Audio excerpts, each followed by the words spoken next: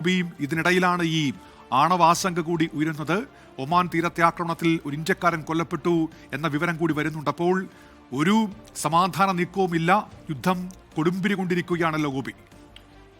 Doctor Unmesh, ഇത് ആശങ്കാജനകമായ ഒരു സാഹചര്യമാണ്, സ്ഥിതിവിശേഷമാണ് ഗൾഫ് മേഖലയിൽ ഉണ്ടാക്കിയിരിക്കുന്നത്. കാരണം ഇപ്പോൾ നേരത്തെ പറഞ്ഞതുപോലെ തന്നെ വിവിധയിടങ്ങളിൽ ഇതുപോലെ മിസൈലുകളുടെ അവശിഷ്ടങ്ങളൊക്കെ തട്ടി ഉണ്ടായിട്ടുള്ള മരണം, അതിൽ ഇപ്പോൾ 6 പേർ നേരത്തെ മരിച്ചതായുള്ള റിപ്പോർട്ടുകൾ വന്നിരുന്നു. ഇപ്പോൾ ഒമാൻ തീരത്ത് എണ്ണ ടാങ്കർ നേരെ ഉണ്ടായ ആക്രമണത്തിലാണ് ഒരു ഇന്ത്യക്കാരൻ കൊല്ലപ്പെട്ടിരിക്കുന്നത്. ഇന്ത്യക്കാരുടെ ആകെ നമ്മുടെ നാട്ടിൽ രാജ്യത്തിലെ പൗരന്മാരുടെ വിദേശത്ത് കഴിയുന്ന പൗരന്മാരുടെ, ഗൾഫ് രാജ്യങ്ങളിൽ കഴിയുന്ന പൗരന്മാരുടെ സുരക്ഷ സംബന്ധിച്ച് ഒരു ആശങ്ക ഉയർത്തുന്ന വിഷയമായി ഇത് മാറിക്കഴിഞ്ഞിരിക്കുന്നു.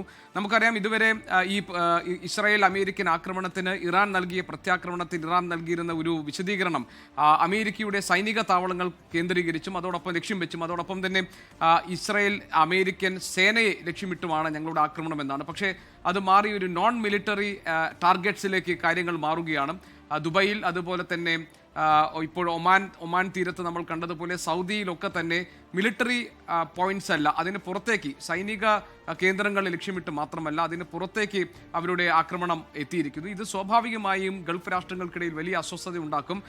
നേരത്തെ തന്നെ സൗദി പറഞ്ഞത് തിരിച്ചടിക്കാനും ഈ സ്വന്തം രാജ്യത്തിന്റെ സുരക്ഷ കണക്കിലെടുത്ത് തിരിച്ചടിക്കാനുള്ള അവകാശം സ്വതന്ത്ര രാഷ്ട്രം എന്ന നിലയിൽ ഉണ്ടെന്നാണ്. അങ്ങനെയാണെങ്കിൽ ഈ ഗൾഫ് മേഖലയിലെ രാഷ്ട്രങ്ങൾ ഒന്നാകെ തന്നെ ഇറാനെതിരെ തിരിയുന്ന ഒരു സാഹചര്യം വിദൂരത്തല്ല. ആ നിലയിലേക്ക് ഇറാന്റെ പ്രത്യാക്രമണത്തിന്റെ സ്വഭാവം മാറുന്നു. ഡോക്ടർ ഉന്മേഷ് നേരത്തെ സൂചിപ്പിച്ചതുപോലെ തന്നെ ഇത് സങ്കീർണമായ ഒരു സാഹചര്യങ്ങളിലേക്ക് കാര്യങ്ങൾ മാറുകയാണ്. ഇന്നലെ ചർച്ചകൾക്ക് സന്നദ്ധത അറിയിച്ചു ഇറാനിലെ പുതിയ ഭരണ നേതൃത്വം എന്നായിരുന്നു ഡൊണാൾഡ് ട്രംപ് പറഞ്ഞത്. അതിന് താനും ഒരുക്കമാണ് എന്ന് അദ്ദേഹം ഒരു പോസ്റ്റിലൂടെ അറിയിച്ചിരുന്നു. അതിന് തൊട്ടു പിന്നാലെ മധ്യസ്ഥ ശ്രമങ്ങൾക്ക് വേണ്ടി ഒമാൻ രംഗത്ത് വരികയും ചെയ്തു. അപ്പോൾ ഇതെല്ലാം ഒരു സൗഹൃദ അല്ലെങ്കിൽ ഒരു സമാധാന ചർച്ചകളിലേക്ക് കാര്യങ്ങൾ എത്താൻ പോകുന്നു എന്ന ഒരു പ്രതീതി ഉണ്ടാക്കിയിരുന്നു. അത് വളരെ ആകാംക്ഷയോടുകൂടിയാണ് ലോകം ഈ വാർത്തകളെയൊക്കെ സ്വാഗതം ചെയ്തതും. പക്ഷേ നേരെ വിപരീതമായ കാര്യങ്ങളാണ് സംഭവിച്ചുകൊണ്ടിരിക്കുന്നത്. കാരണം അതിശക്തമായ ആക്രമണം നടത്തുകയാണ് ഇസ്രയേലും അമേരിക്കയും ടെഹ്റാൻ കേന്ദ്രീകരിച്ച്. ഇറാന്റെ സൈനിക ഭരണതലത്തിലെ നേതാക്കളെ മുഴുവൻ കൊന്നൊടുക്കി കഴിഞ്ഞു. ഇപ്പോൾ പുതിയ ഭരണ നേതൃത്വത്തെയും ഇല്ലാതാക്കാൻ വേണ്ടിയുള്ള ആ തരത്തിലുള്ള ആക്രമണങ്ങൾ ഒരു ഭാഗത്ത് നടക്കുന്നു. ഇറാൻ ഒട്ടും തന്നെ ഒരു വിട്ടുവീഴ്ചയ്ക്കും തയ്യാറാകാത്ത തരത്തിലുള്ള പ്രതികരണങ്ങൾ നടത്തിക്കൊണ്ടിരിക്കുന്നു, പ്രത്യാക്രമണങ്ങൾ നടത്തുന്നു. ഇന്നലെ ഇറാന്റെ വിദേശകാര്യ മന്ത്രി അബ്ബാസ് അർഗച്ചി പറഞ്ഞത് സമാധാനത്തിന്റെ അല്ലെങ്കിൽ സൈനിക താവളങ്ങൾ മാത്രമാണ് ഞങ്ങൾ ലക്ഷ്യമിടുന്നത് എന്ന്, അതായത് മറ്റ് തരത്തിലുള്ള ഈ യുദ്ധത്തെ വളരാൻ അനുവദിക്കില്ല എന്ന തരത്തിലൊക്കെയുള്ള പ്രതികരണങ്ങൾ നടത്തിയെങ്കിൽ ഇന്ന് സ്ഥിതിഗതികൾ മാറിയിരിക്കുന്നു. ഇറാൻ അതിശക്തമായ പ്രത്യാക്രമണം നടത്തുകയാണ്.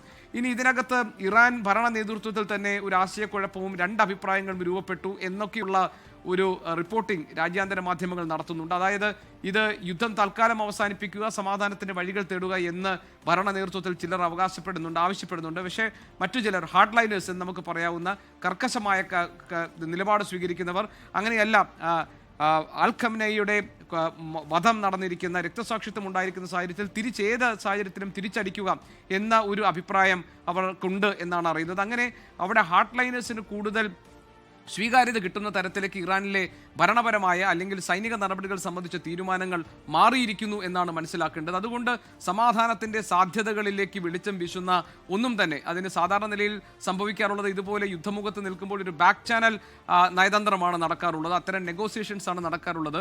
ഇവിടെ ഒമാൻ അതിന് വളരെ സന്നദ്ധത അറിയിച്ചുകൊണ്ട് രംഗത്ത് വന്നു. പക്ഷേ ഒരു തരത്തിലും അതിനൊക്കെയുള്ള ഒരു സാധ്യതയും നിലവിലെ ഘട്ടത്തിൽ നമുക്ക് കാണാൻ കഴിയുന്നില്ല. കൂടുതൽ ശക്തമായ യുദ്ധം, കൂടുതൽ സമ്പൂർണമായ ഒരു യുദ്ധം, കൂടുതൽ കരുത്താർജിക്കുന്ന ഒരു ആക്രമണം അതിലേക്ക് കടക്കാൻ പോകുന്നു എന്ന സൂചനയാണ് അമേരിക്കയും ഇസ്രായേലും നൽകുന്നത്. ഏതായാലും ഇത് ഇരു രാഷ്ട്രങ്ങളെ സംബന്ധിച്ചും അവർ നേരത്തെ കണക്കുകൂട്ടിയതിൽ നിന്ന് കാര്യങ്ങളൊക്കെ മറ്റൊരു ദിശയിലേക്ക് സഞ്ചരിക്കുകയാണ്. കാരണം ഇറാനിലുണ്ടായിരുന്ന ആഭ്യന്തര കലാപം, അവിടെയുള്ള സാമ്പത്തിക പ്രതിസന്ധി, ജനങ്ങൾക്ക് ഭരണകൂടത്തിന്മേലുള്ള അതൃപ്തി, അതിന് പുറമെ കഴിഞ്ഞ ജൂണിൽ നടത്തിയ ആക്രമണത്തിൽ ഇറാന്റെ സൈനിക സംവിധാനങ്ങൾക്ക് ഏറ്റിട്ടുള്ള ക്ഷതം, ഇതെല്ലാം വളരെ എളുപ്പത്തിൽ തന്നെ ഇറാനിൽ ഒരു നേതൃമാറ്റത്തിലേക്ക് എത്തിക്കാൻ സഹായിക്കും. അങ്ങനെ അമേരിക്ക ആഗ്രഹിക്കുന്ന, അമേരിക്കയുടെ ഇംഗിതങ്ങൾ പാവങ്ങൾക്ക് വഴങ്ങുന്ന ഒരു പാവ ഭരണകൂടത്തെ അവിടെ സ്ഥാപിക്കാം എന്ന ഒരു പ്രതീക്ഷയായിരുന്നു ഈ ആക്രമണം തുടങ്ങുമ്പോൾ ഇസ്രയേലിനും അമേരിക്കയ്ക്കും ഉണ്ടായിരുന്നത്. പക്ഷേ അയത്തുള്ള അൽ ഖമനയുടെ രക്തസാക്ഷിത്വം എന്ന സംഭവിച്ചതോടുകൂടി ഇറാനിലെ ജനത ഒറ്റക്കെട്ടായി മാറിയിരിക്കുന്നു. അവർ ഭരണകൂടത്തിന് പിന്തുണ നൽകിയിരിക്കുന്നു. രാജ്യത്തിന്റെ പരമാധികാരം സംരക്ഷിക്കുകയാണ് പരമപ്രധാനം എന്ന ബോധ്യത്തിലേക്ക് ആ ജനത എത്തിയിരിക്കുന്നു. അങ്ങനെ അവിടുത്തെ സൈനിക നേതൃത്വത്തിനും ഭരണ നേതൃത്വത്തിനും ശക്തമായ പ്രതിരോധം തീർക്കാനും പ്രത്യാക്രമണം നടത്താനും ആത്മവിശ്വാസം നൽകുന്ന തരത്തിലേക്ക് അവിടുത്തെ സംഭവവികാസങ്ങൾ മാറിയിരിക്കുന്നു. ഇതൊക്കെ തന്നെ ഇസ്രായേലിന്റെയും അമേരിക്കയുടെയും കണക്കുകൂട്ടലുകൾക്കും ആലോചനകൾക്കും വിരുദ്ധമായ സംഭവങ്ങളാണ്. അതിന് പുറമെയാണ് വടക്കൻ ഇസ്രായേലിൽ ലെബണനിൽ നിന്ന് ഹിസ്ബുള്ളയുടെ ആക്രമണം ഉണ്ടായതും അവിടെ ലെബണന്റെ തലസ്ഥാനമായ ബെയ്റൂത്തിലേക്ക് ഇസ്രായേൽ പ്രത്യാക്രമണം നടത്തിയതും അമേരിക്കയുടെ USS എബ്രഹാം ലിങ്കൺ എന്ന അഭിമാന യുദ്ധക്കപ്പലിന് നേരെ ആക്രമണം ഉണ്ടായിരിക്കുന്നു. അമേരിക്കയുടെ F-15 എന്ന യുദ്ധവിമാനം തകർന്നു വീഴുന്ന ദൃശ്യങ്ങൾ ലോകം കണ്ടിരിക്കുന്നു. അങ്ങനെ ഏതാനും ചില സൈനികർ കൊല്ലപ്പെട്ടേക്കാമെന്ന് ഡൊണാൾഡ് ട്രംപ് പറയുന്നു. അങ്ങനെ നാശനഷ്ടം ഇരുഭാഗത്തും ഉണ്ടാകുന്ന തരത്തിലേക്ക് ഈ ആക്രമണത്തിന്റെ സ്വഭാവം മാറിയിരിക്കുന്നു. സമാധാനത്തിന്റെ പുലരി വരുന്ന കാഴ്ചകളൊന്നും തന്നെ നമ്മൾ കാണുന്നില്ല. ഇതിൽ ഏറ്റവും ആശങ്കയിൽ കഴിയുന്നത് ഗൾഫ് മേഖലയാണ്. നേരത്തെ ഡോക്ടർ ഉന്മേഷ് സൂചിപ്പിച്ചതുപോലെ തന്നെ ഒമാനിൽ അവിടെ ഒരു എണ്ണ ടാങ്കറിന് ഉണ്ടായിട്ടുള്ള തീപിടുത്തത്തിലാണ് അവിടെ ഒരു ഇന്ത്യക്കാരൻ മരിച്ചിരിക്കുന്നത്. അപ്പോൾ ഇന്ത്യക്കാരുടെ സുരക്ഷിതത്വം സംബന്ധിച്ച കാര്യങ്ങൾ നമ്മെ അങ്ങേയറ്റം വേവലാതിപ്പെടുത്തുന്നുണ്ട്.